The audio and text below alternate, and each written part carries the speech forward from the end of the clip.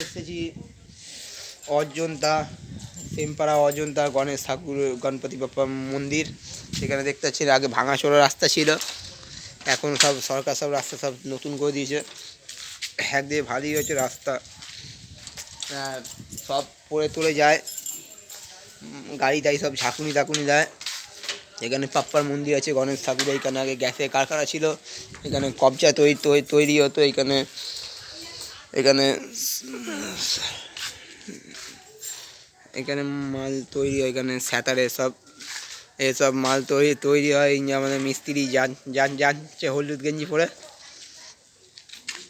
এইটা আমাদের গণপতি বাপ্পার মন্দির। এইখানে সব জল জমেছে, কিছু না বৃষ্টি হচ্ছে, গ্যাসের কারখানা। এইটা কবজা তৈরি হয়, আর এইটা স্যাতারে সব কারখানা আছে। দেখুন সব শ্বেতপাথর সব মন্দির। রাস্তাকে কেমন ছিল ভাঙাচোরা সব ঠিক করেছে। এটা এখন অন্য কারখানা হচ্ছে। আর এখন সহজে রবিবার বলে সব কারখানা সব ছুটি বন্ধ আছে। কালকে আবার খুলবে। আমারও কারখানা বন্ধ আছে, আমি করি কাজীপাড়া কিউরোতে কাজ করি আমি। সব ট্রেনের ব্রেক শু কাজ তৈরি হয়, মালদাল তৈরি হয়। তো আপনারা সেমপাড়া মন্দিরে এসে যদি গণপতি বাপ্পাজি পুজো দিয়ে থাকেন, তো এইখানে তিনটে জিনিস অনেক আছে। এক, পাপ্পা আশীর্বাদ পাবে গণপতি বাপ্পার।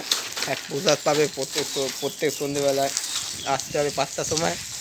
আর এখানে বাউন মশাই এখানে দারোয়ান বসে থাকে প্রসাদ দেওয়ার জন্য সবাইকে, বাচ্চাদের থেকে বড়দের। যদি ভিডিওটা ভালো লেগে থাকে একটা লাইক শেয়ার করে দেবে। টাটা।